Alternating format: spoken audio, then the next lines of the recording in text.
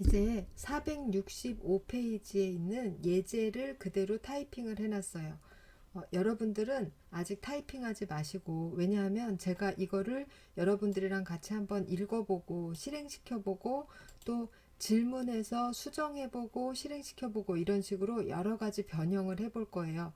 그런데 그걸 여러분들이 타이핑을 해놓고 재빠르게 여기다 타이핑을 하면서 확인을 하시면 본인의 지식을 테스트하기가 힘들잖아요. 그러니까 지금까지 이해하신 걸 바탕으로 먼저 저의 질문에 잘 대답해 보신 후에 그 질문에 대한 답을 나중에 코딩해서 한꺼번에 이리저리 바꾸면서 쭉 테스트해 보시기 바래요. 그리고 제가 이 소스를 설명과 함께 중간중간에 많은 질문을 할 겁니다. 여러분들께. 그럼 거기에 대답을 하셨건 하시지 못했건 간에 잘 교재나 노트에 정리해 놓으시고 지금 여기에서 나타나는 제가 드리는 모든 질문에 대해서 명쾌하게 답할 수 있도록 지식을 갖추시기 바랍니다. 메인 함수가 있어요. 메인 함수가 있고 여기에서 이 함수를 호출하죠. 이 함수만 지금 m이 왜 한 개지? 아무튼 이 함수를 전부 찾아보고 싶다. 그러면 더블 클릭해서 컨트롤 F 하면은 이렇게 전부 마킹돼서 보시기가 쉬워요. 그럼 메인 함수에서 이 함수를 호출하고 있는데 더 아래쪽에 있으니까 함수 선언은 메인 함수의 호출부 위쪽에 반드시 있어야 됩니다. 있어도 되고 없어도 되는 게 아니라 꼭 필요해요. 그러면 이 서머리는 꼭 이 위치에 있지 않아도 돼요. 함수 선언은. 그럼 어느 위치로 적당한 위치로 한번 바꿔 보십시오. 어느 위치로 바꾸면 기능도 가지면서 괜찮은 위치일까요? 바꿔보셨죠? 제가 바꿔볼게요. 이렇게 했습니다. 이 안에 들어와 있어도 역시 호출부보다 위쪽에 있기 때문에 괜찮죠. 그리고 호출부보다 위에만 있으면 된다고 해서 이 바로 여기에다가 이렇게 넣는 거는 별로고 변수 선언의 맨 앞이나 맨 뒤 정도 넣는 것이 좋습니다. 변수 선언이 끝난 곳에서는 한번 띄워주는 것이 좋고 C어는 표준 C에서는 이렇게 코드 영역에서 변수 선언하는 거를 허용하지 않아요. 이게 옳습니다. 그러면 이렇게 했고 그 다음 서머리에 지금 배열을 전달하면서 포인트라는 배열을 전달하고 있죠. 배열을 전달하면서 형태를 이렇게만 쓸 수 있는 게 아니라 다르게도 쓸 수 있죠. 뭐라고 쓸 수 있을지 다르게 고쳐봅시다. 다르게 고쳐봅니다. 자, 이렇게 고칠 수가 있죠. 예, 되었어요. 다음 이제 서머리가 하는 일을 살펴보러 갑시다. 배열 이름과 원소의 개수를 받아서 쭉 돌면서 전체 썸을 만들어서 그거를 반환했네요. 그리고 여기서는 뭐를 하나 봅시다. 자기가 가진 포인트는 배열 이름이에요.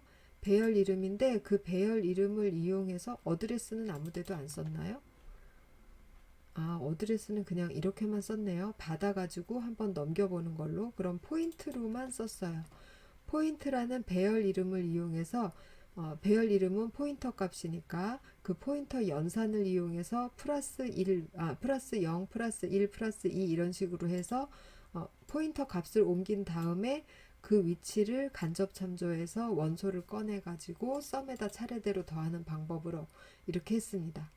그러면 포인트라는 것은 지금 이 문장하고 이 문장이 어떻게 다른지 아시겠죠? 요거는 포인트 연산을 이용해서 포인트라는 값은 변화 없이 둘 다 포인터 연산인데 포인트라는 값에는 변화 없이 차례대로 쭉 원소값을 액세스하는 거예요. 이거는 포인트 연산을 이용한 것인데 ARY라는 포인터 변수가 변하는 거죠. 첫 번째 원소를 가리키다가 두 번째, 세 번째, 네 번째 이렇게 쭉 ARY가 변화하면서 원소를 액세스하는 방법입니다. 그렇게 다르죠. 그러면 ARY는 자유롭게 움직일 수 있으니까 움직여 봤지만 움직이지 말고 포인터 연산을 이용해서 같은 일을 하도록 고쳐보세요. 저도 고쳐보겠습니다. ARY를 움직이지 않고 그러면 이렇게 하면 움직이지 않고 원소들을 차례대로 꺼내는 게 되겠죠. 그 다음은 ARY의 포인터 연산을 이용하는 것이 아니라 배열이라고 보고 인덱스 연산, 배열의 인덱스 연산을 이용해서 꺼내보세요.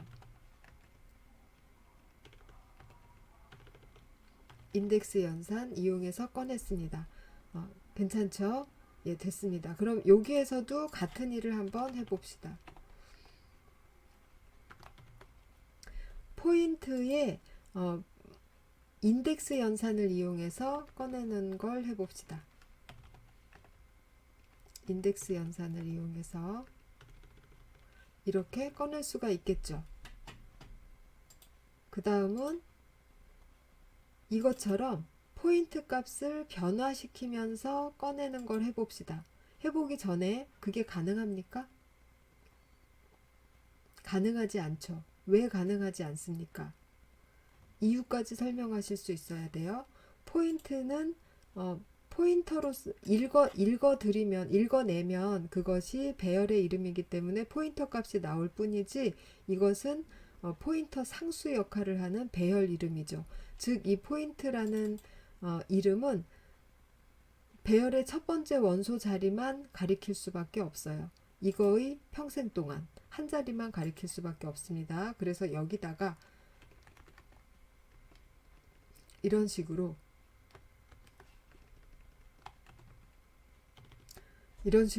포인트 값을 변화시킬 수는 없다라는 거죠. 포인트는 배열 상수예요.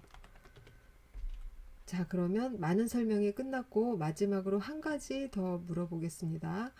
서머리를 지금 3차례 호출했어요. 그랬다라는 건 서머리 한번 호출할 때마다 이 포인트 값을 줘서 넘어간 이 ARY의 값을 읽기만 했지 이 값을 변화시키지는 않았잖아요. 읽어낸 다음에 이렇게 그 값을 클리어한다고 생각해 봅시다. 그럼 안 되겠죠. 한번 첫 번째 들어갔을 때는 제대로 값이 나오겠지만 그 다음에는 여기가 전부 0으로 채워져 있을 텐데 제대로 된 값이 안 나오겠죠. 그러면 지금 내가 보장받고 싶은 것은 이 서머리라는 함수로 배열을 인자로 넘겨주기는 하지만 이 배열을 읽기만 하고 이런 식으로 쓰지는 못하게 하고 싶어요.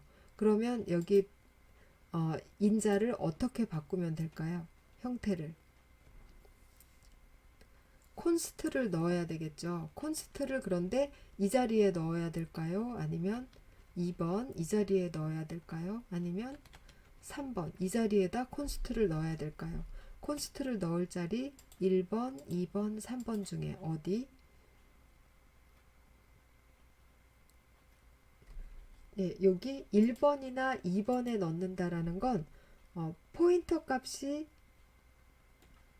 아니라 포인터가 간접 참조하는 값이 바뀔 수 없다라는 거죠. 그럼 여기다가 콘스트를 한번 넣어 봅시다. 콘스트라고 넣었어요. 변화가 있죠. 이게 잘못이라고 그러고 있어요. 왜냐? 여기 콘스트를 넣었다라는 건 이 포인터의 간접 참조하는 값을 바꿀 수 없다라는 얘기예요. 이 포인터의 간접 참조하는 값에다 지금 0을 넣고 있죠. 그래서 안 된다라는 겁니다. 그리고 콘스트가 여기 있으나 똑같이 간접 참조 값을 못 바꾸는 거예요. 그렇지만 콘스트가 이쪽으로 가면은 의미가 달라지죠. 이쪽으로 가면 뭐가 바뀔 수 없는 거죠? 이 ARY라는 포인터가 다른 곳을 가리킬 수 없게 되는 거죠. 다른 곳을 가리킬 수 없다라는 건 이런 식이 안 된다라는 거예요. 이런 식 한번 열어볼까요? 예. 지금 이것은 ARY가 다음 원소를 가리키기 위해서 뿔뿔대는 것이죠. 그런데 ARY라는 포인터는 콘스트다라고 얘기한 거예요. 그러니까 ARY가 전진할 수 없겠죠. 한 곳만 가리키고 있어야 돼요. 그러면 이제 지우고 그럼 우리가 원하는 대로 하게 하려면 콘스트가 1, 2, 3번 중에 어디 들어가면 됩니까? 우리는 이 ARY라는 포인터가 전진을 하는 거에 대해서는 상관 안 해요. 그런데 ARY가 가리키고 있는 원소 값들 95, 88, 76 얘네들이요. 얘네들이 이 안에 서머리가 처리하는 동안 훼손되지 않았으면 좋겠어요. 그러면 콘스트는 1번 아니면 2번에 넣으면 되겠죠. 여기다 넣어서 이런 식의 작업은 하지 않게끔. 왜냐하면 처음에 함수를 디자인할 때는 알고선 시작했더라도 그 다음에 이 함수를 내가 고칠 때 아니면 남이 고칠 때 깜빡하고 그 원래의 취지를 훼손하는 경우가 있어요. 그렇게 되면 서로 좀 엉망이 되는 경우가 있어요. 그래서 콘스트는 뒤쪽에 가면은 점점 더 강조를 하겠지만 처음엔 기본적인 기능 설명에 치중을 하지만 그 다음에는 우리 다 같이 프로페셔널하게 프로그래밍을 해야 되잖아요. 그렇게 할 경우에는 콘스트는 어떻게 쓰는 것이냐 하면 필요한 곳에는 최대한 넣어서 사용하는 것이 좋습니다. 그래서 지금 이 예제 같은 경우에 여기다 콘스트를 넣어주는 것이 적합하다고 생각됩니다.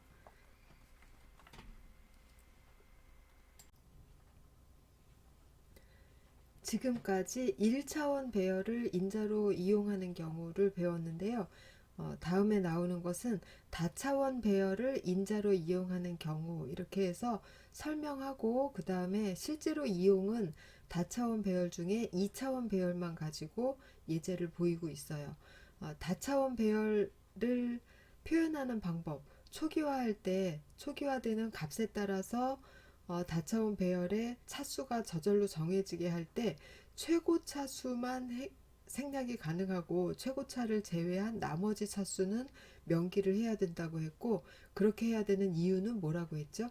2차원 배열이라고 할 때 2차원 배열이라고 할 때 처음에 있는 그 행의 수는 생략이 가능한데 열의 수는 생략이 불가능하다고 했죠. 왜냐하면 열의 수라는 거는 2차원 배열의 메모리상에서의 모양이 행우선이기 때문에 행우선으로 먼저 첫 번째 행에 하나 둘 셋 넷 이렇게 쭉 가는데 그렇게 하다가 몇 번째 원소까지 하나의 행에 늘어놓은 다음에 다음 행으로 넘어갈지는 알려줘야 된다고 했죠. 그래서 행의 개수는 생략이 가능하지만 열의 개수는 생략이 불가하다 그랬어요. 그거랑 똑같이 첫 번째 대괄호 내부는 생략이 가능하고 그 이외에 제외한 다른 모든 크기는 반드시 상수로 기술해야 된다. 말로는 이렇고 그 다음에 이것을 예제로 본 것이 468페이지에 나와 있어요. 먼저 메인 함수에서 잠시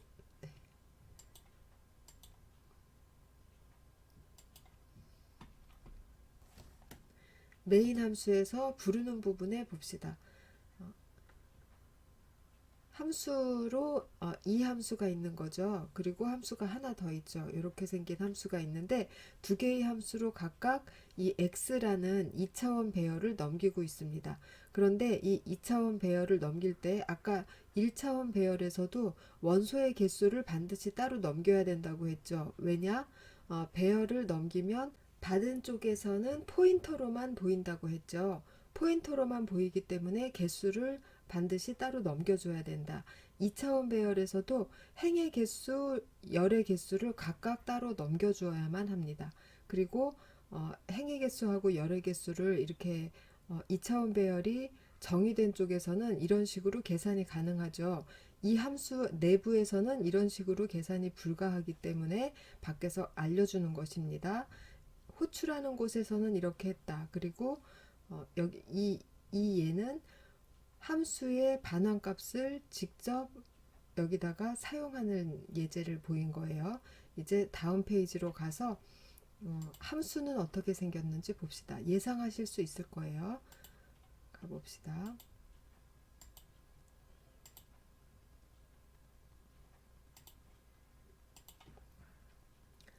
자, 함수의 모양은 이렇게 받았어요. 함수에서는 여기서 이 괄호를 생략하면 어떻게 되죠? 괄호를 생략하면 모양이 어떻게 되나요?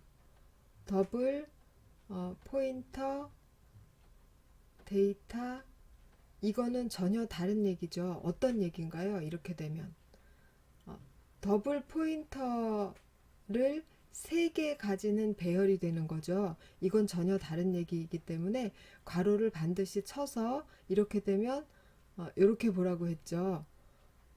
3개짜리 더블이 3개 있는 1차원 배열을 가리키는 포인터. 그래서 2차원 배열이다 라고 했어요. 이렇게 표기해도 되고, 또 하나의 맞는 표기 방법은, 이건 틀린 표기 방법, 맞는 표기 방법은 어떻게 하면 되나요? 그냥 2차원 배열 모양을 그대로 쓰면 되겠죠. 데이터 한 다음에 첫 번째 차원 생략, 두 번째 차원 3개 이렇게 하시면 되겠습니다. 그리고 반드시 별도로 행개수, 열개수 이렇게 넘기도록 해주고 있어요. 그리고 이 안에서는 행개수와 열개수를 이용해서 작업을 하면 되겠습니다. 다음 것도 형태만 다르고 모양은 똑같아요. 사용하는 방법 이렇게 사용할 수 있다. 이 부분도 2차원 배열을 함수로 전달하는 처음으로 나온 예제이니까 지금 설명 다 들으셨으면 영상을 멈추시고 실험을 해보시기 바랍니다. 교재에 있는 대로 타이핑해서 한번 실험을 해보세요.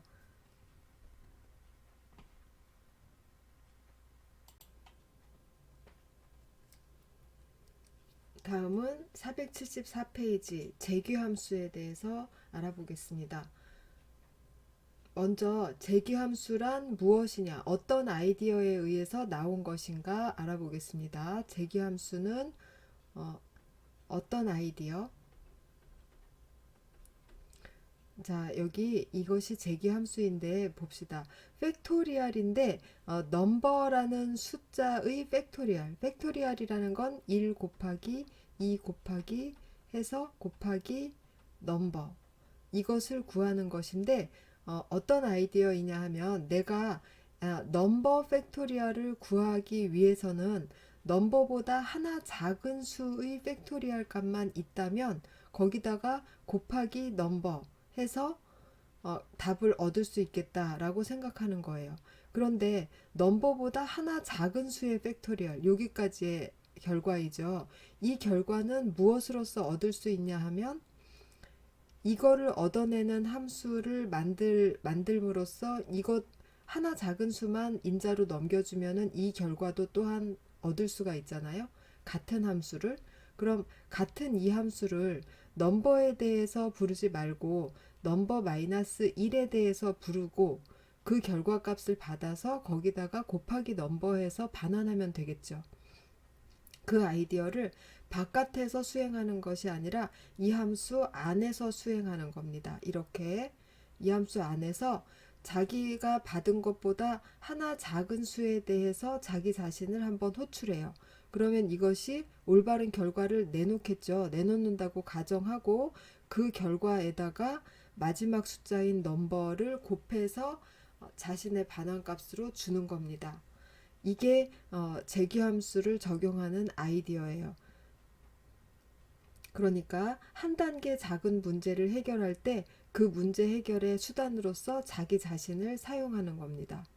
그리고 그럼 이제 재규함수란 어떤 아이디어인지를 알았으니까 재규함수를 작성하는 방법에 대해서 생각해 봅시다. 작성 방법은 자료구조에서 언급한 그 방법이에요. 반복 구조로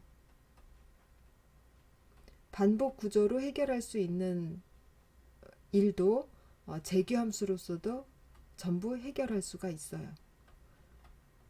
그리고 반복 구조를 작성할 때 체크해야 될 사항들이 재규함수에서도 그대로 적용이 됩니다. 초기화하는 것은 무엇이라고 했죠? 재규함수를 바깥에서 호출할 때, 이 안에서 자기 자신을 호출하는 이 모양 말고 바깥에서 재규함수를 호출할 때 인자로 주는 이 값이 초기화라고 했어요. 반복에 초기화하는 값이라고. 그 다음에 이 안에서 자기 자신을 재기 호출하는 이 문장에 여기에 주어지는 이 인자값이 조건 변화라고 했죠. 그래서 조건 변화는 옵션이 아니라 필수라고 했죠. 반드시 조건은 변화시켜서 더 작은 한 단계 작은 수를 이용해서 불러야만 돼요. 그 다음엔 조건 체크는 무엇이라고 했나요? 가장 작은 문제에 도달했을 때는 자기 하위의 값에 대해서 자기 자신을 재기호출하지 않고 스스로 답을 내서 반환할 수 있어야 돼요. 이렇게 가장 작은 수는 여기에서는 넘버가 1에 도달했을 때로 본 거예요. 그래서 1보다 작거나 같을 때는 답을 1이라고 내가 말할 수 있다. 이걸 다시 호출하지 않고 답을 말할 수 있다. 이것이 조건 체크가 되겠죠. 그래서 조건 초기화, 조건 변화, 조건 체크 이렇게 세 가지로 이루어지는 반복 구조의 요소를 재기함수에도 그대로 적용을 해서 재기함수를 작성함에 있어서 많은 실수가 일어나서 스택 오버플로우가 일어나는 일이 많거든요. 그래서 그런 것들을 피하기 위해서는 이 세 가지를 내가 제대로 갖췄는지를 잘 살피면서 재기함수를 작성하시는 겁니다. 그래서 이렇게 작성해서 사용하면 되는데 재규함수가 꼭 필요한 곳에만 사용을 하는 것이 좋지. 지금 여기 있는 것처럼 반복 구조 봅시다. 네.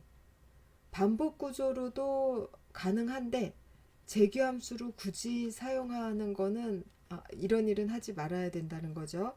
교재를 펴보세요. 476페이지 봅시다. 아랫부분에 재규함수의 장단점이라고 나왔어요. 재규함수로 구현한 함수는 대부분 반복 구문으로 구현이 가능하다. 대부분이에요. 대부분 구현이 가능해요. 코드 라인 수는 조금 더 짧아져요. 재규함수로 할 경우에. 그렇지만 라인 수가 짧아졌다고 해서 간결하게 효율적으로 작성했다고 착각하시면 안 됩니다. 그 다음 줄에 굵은 글씨 봅시다. 재규함수는 함수의 호출이 계속되면 시간도 오래 걸리고 메모리의 사용도 많다는 단점이 있다. 그러므로 재규함수의 이용이 효율적이지 않고 반복 구문으로 비슷한 난이도로 구현이 가능하다면 반복 구문을 이용하는 것이 더 바람직한 겁니다. 그렇지만 우리도 봤듯이 하노이 타워 같은 그리고 자료 구조에서 이제 트리나 그래프 같은 부분을 배울 텐데 그렇게 하나의 함수 안에서 재규 호출이 한 번만 이루어지는 게 아니라 2번 이상 이루어지면서 문제를 해결할 수 있는 경우가 있어요. 그럴 때는 그것을 반복 구문으로 풀어쓰기에는 굉장히 어려운 부분이 있습니다. 그럴 때는 재규 함수 이용이 바람직하죠. 그렇지만 팩토리얼이나 이런 문제의 경우에는 지금 여기 예시로 간단하게 들기 위해서 팩토리얼을 든 것뿐이지 팩토리얼 값을 구하는데 재규함수를 사용하는 것은 적절하다 안 하다? 적절하지 않죠. 재규함수 이용 안 하고 반복 구문으로도 쉽게 구할 수 있으니까요. 네. 이 예제도 설명 다 들으셨으면 이제 영상을 잠시 멈추시고 각자 타이핑해서 테스트해 보시기 바랍니다.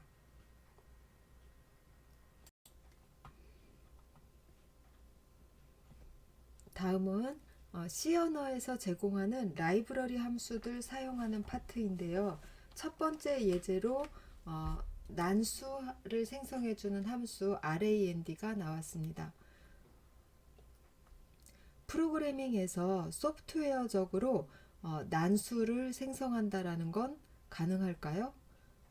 불가능합니다. 소프트웨어한테 적당히 해줘 라고 말하는 거는 처리가 불가능하죠. 어떻게든 지시를 해야만 그 지시에 의해서 같은 결과가 나오는 것이기 때문에 난수라는 것이 불가능해요. 그럼 RAND라는 건 난수를 발생시켜주는 함수인데 어떻게 할까요? 이것은 어떤 수학적인 식을 통해서 계산에 의해서 난수처럼 보이는 일련의 수들을 쭉 뽑아주는 겁니다. 1에서 100 사이의 난수를 5개 줘라. 그러면 57, 70, 9, 11 뭐 이런 식으로 나오면 우리가 보기에 얼핏 난수 같잖아요. 그래서 이런 식으로 사람이 인식하기에 난수처럼 인식될 수 있는 수들을 쭉 뽑아주는 그런 기능을 하는 수학 함수예요. RAND라는. 그러면 RAND를 사용할 때 이거는 그냥 계산에 의해서 보이는 유사 난수이기 때문에 정확히 57 이건 아니지만 RAND를 프로그램을 실행시키고 첫 번째 RAND에서 나오는 수, 두 번째 RAND에서 나오는 수 이런 것들이 어떻게 나오는지 한번 직접 테스트를 하면서 해봅시다. 그 다음에 다시 이쪽으로 돌아와서 SRAND에 대한 부분도 배워보도록 해요.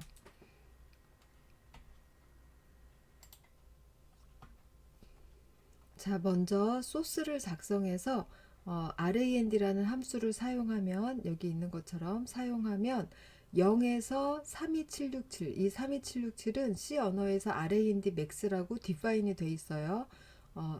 헥사 값으로 2바이트죠. 헥사 7FFF라는 2바이트에서 한 비트 모자란 만큼의 영역 0에서 32767 사이에 정수 중에서 난수, 임의 수를 돌려줍니다. 그런데 RAND를 한 번 호출하고 그 다음 호출하고 그 다음 호출할 때마다 매번 난수를 내놔야 되겠죠. 그렇게 내놓는지 한번 봅시다. 자, 이렇게 작성을 해봤어요. 여러분들도 각자 잠시 영상을 멈추고 이대로 타이핑해서 한번 만들어 봅시다. 메인 함수에서 RAND라는 걸 썼어요. 그런데 여기서 설명을 한번 잠깐 할게요. C 언어가 컴파일러의 행동 때문에 함수 원형 선언이라는 게 필요하다고 했죠. 지금까지 우리가 그거를 알게 모르게 다 지켜왔어요. 뭘로 지켜왔냐 하면 printf라는 함수를 쓸 때면 항상 이거를 include 했었죠. 그것은 무엇이냐 하면 이 헤더 함수를 C 라이브러리에서 제공하고 있습니다. C 라이브러리에서 제공하는 이 헤더 함수를 include 한다라는 것은 컴파일러가 이 소스 파일을 작업하기 직전에 그래서 이게 컴파일러 이전에 작업을 해주는 명령어라고 해서 전처리기 명령어라고 해요. 이 샵으로 시작하는 것들이 다 전처리기 명령어예요. 컴파일러한테 가기 전에 전처리기가 어떤 일을 하냐면 이 라인을 지우고 그 대신에 이 자리에다가 이 파일의 내용 전체를 이 자리에다가 넣습니다. 그럼 그 자리에는 뭐가 있냐 하면 printf를 비롯한 각종 스탠다드 인풋 아웃풋에 필요한 함수 원형들이 있어요. 이 파일에. 그러면 그 함수 원형들이 이 자리에 쭉 포진을 하는 거예요. 그러면 위에 그것이 있으니까 그 이후에 아래쪽에서 코드를 작성하다가 printf, scanf 이런 것들을 호출했을 때 이미 컴파일러가 알고 있는 포맷인 거죠. 그래서 넘어갈 수 있게 해줍니다. 그러면 거기에서 확장해서 지금 RAND라는 함수를 라이브러리 함수를 쓰잖아요. 그런데 RAND는 stdio.h의 원형 선언이 되어 있지 않고 stdlive의 원형 선언이 되어 있어요. 그래서 이 함수를 사용하려면 이 헤더 파일을 추가로 include를 해줘야 됩니다. 함수 원형 선언과 헤더 파일 include의 관계에 대해서 이해가 확실히 되시죠? 예, 그래서 이거를 사용하기 위해서 이 헤더 파일을 추가로 넣었어요. 요거는 조금 이따가 필요합니다. 추가로 넣었습니다. 그래서 이렇게 작성을 해서 난수 5개를 차례대로 뽑아 보겠습니다. 컨트롤 F5 하면 41, 18467 어쩌고 저쩌고가 나왔어요. 그러면 그만두고 다시 한번 컨트롤 F5 해볼게요. 47, 18467 어쩌고 저쩌고 조금 전에 봤던 거랑 똑같죠. 이건 난수가 아니잖아요. 이거 5개만 봤을 때는 난수처럼 보이지만 좀 전에 나왔던 수가 다시 똑같이 나오는 것은 난수라고 할 수가 없죠. 내 프로그램이 수행될 때마다 똑같은 시퀀스의 수를 받아들이니까 이것이 뭐냐 하면 이 함수가 실제 난수가 아니라 계산에 의한 난수를 뽑아내고 있다는 증거예요. 그러면 계산을 하는 처음에 계산을 할 때 씨앗이 되는 숫자가 있는데 그거를 시드 넘버라고 해요. 시드 넘버를 다르게 하면 저 시퀀스도 서로 다르게 나옵니다. 그래서 좀 전에 봤던 여기에서 SRAND 이게 랜덤 넘버에 시드를 주는 함수예요. 그래서 이 함수 이 함수에는 무엇을 주냐 하면 정수를 주면 이 숫자에 따라서 이 수를 0이라고 주면 0에서 시작하는 난수를 뽑아내고 2를 주면 2를 시드 넘버로 해서 난수를 뽑아냅니다. 그렇다고 0에 비해서 2를 시드 넘버로 줬을 때 일씩 큰 수가 나오는 게 아니에요. 전혀 다른 수가 나옵니다. 그래서 SRAND로서 매번 내가 프로그램을 수행할 때마다 다른 숫자를 주고 그 다음에 RAND를 n회, 이거를 1회 호출하고 RAND를 n회 호출하는 게 올바른 사용법입니다. 요거에 대해서도 같이 해볼 거예요. 이렇게 사용하시면 되는데 그럼 무슨 숫자를 줄 거냐? 내 프로그램이 수행될 때마다 다른 숫자를 줘야 프로그램이 수행될 때마다 서로 다른 난수가 나오겠죠. 그 아이디어로서 타임이라는 함수를 또 쓰는 거예요. 그래서 타임이 나왔어요. 타임이라는 거는 1970년 1월 1일 0시를 0으로 해서 거기서부터 현재까지의 경과된 초수, 큰 수겠죠. 초수를 반환하는 함수입니다. 그래서 이 타임이라는 함수를 쓰기 위해서 이 include가 필요해요. 그래서 아까 소스에서 보셨을 거예요. 그렇게 해서 이 마지막 부분은 조금 이따 다시 와서 보기로 하고, 그렇게 해서 프로그램이 수행될 때마다 매번 다른 시퀀스의 난수가 발생하도록 할 수 있습니다. 단 프로그램이 1초에 2번 연속으로 수행된다면 같은 시퀀스의 난수가 나오겠죠. 왜냐하면 이 타임이라는 게 초수잖아요. 그러니까 1초 이상 변해야 다른 수가 들어갈 수 있겠죠. 그거는 감안을 하시고 1초에 2번 연속으로 수행되진 않는다라고 생각하고 이제 여기다가 SRAND를 넣어 보겠습니다. 먼저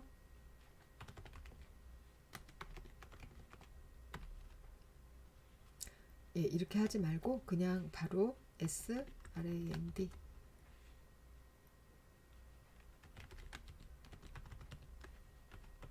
자, 이렇게 해서 현재 시각의 초수를 시드 넘버로 주고 한 번만 주고 그 다음에 5번 RAND를 호출했어요. 컨트롤 F5 해보겠습니다. 19365부터 시작해서 했어요. 다른 수가 나오는지 다시 한번 수행해 보겠습니다.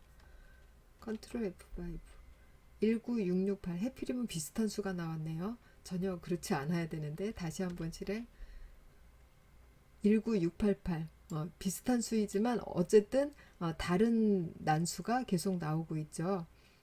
예, 이렇게 해서 해결이 되었습니다. 그러면 다른 걸 한번 보여드릴게요.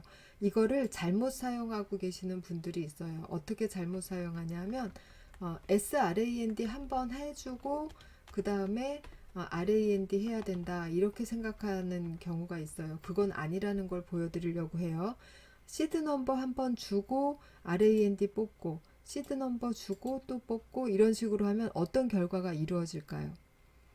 예측이 되세요? 한번 실행해 봅시다. SRAND에 주어지는 이 타임은 초수를 반환한다고 했어요. 거기에 감안해서 어떤 결과가 벌어질지 예측해 보면서 컨트롤 F5 여기 봅시다. 5개의 수가 다 똑같은 수가 나왔죠. 왜 이렇게 될까요? 지금 이 포문이 5번 도는데 1초 이상 걸리지 않겠죠. 하나의 초수 안에서 이것이 다 이루어졌을 겁니다. 그럼 SRAND 이렇게 했을 때 시드 넘버로 계속 같은 수가 들어가겠죠. 그럼 같은 수를 집어넣고 첫 번째 랜덤 넘버를 뽑아냈을 때 매번 같은 숫자가 계산되어 나오는 건 당연한 거잖아요. 그래서 이렇게 사용하면 연속적으로 난수를 1초 안에 빠르게 뽑아냈을 때 계속 같은 수가 나오는 오류가 생기게 됩니다. 그래서 SRAND와 RAND의 관계, 그리고 SRAND에다가 초수를 주었을 때는 그게 무엇을 의미하는지 이런 것을 정확하게 이해하시고 올바른 사용 방법으로 사용하시면 되겠어요. 마지막으로 난수를 사용하는 거에 있어서 한 가지 더 언급해 드릴 게 있어요. 마지막 이 부분입니다. 난수를 사용할 때 0에서 32,767 사이의 난수를 원하는 경우는 거의 없어요. 우리는 주로 어떤 난수를 원하냐 하면 뭐 1에서 100 사이의 난수 이런 것을 원하죠. 그쵸? 그렇게 할 때는 어떻게 하면 1에서 100 사이의 난수를 구할 수 있나, 그거를 배워보도록 하겠습니다.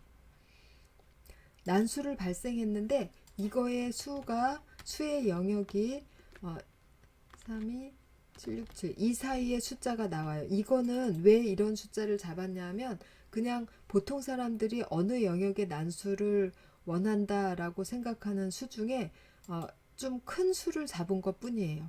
이거를 어떻게 활용하냐 하면 내가 먼저 0에서 10 사이의 난수를 원한다고 해봅시다.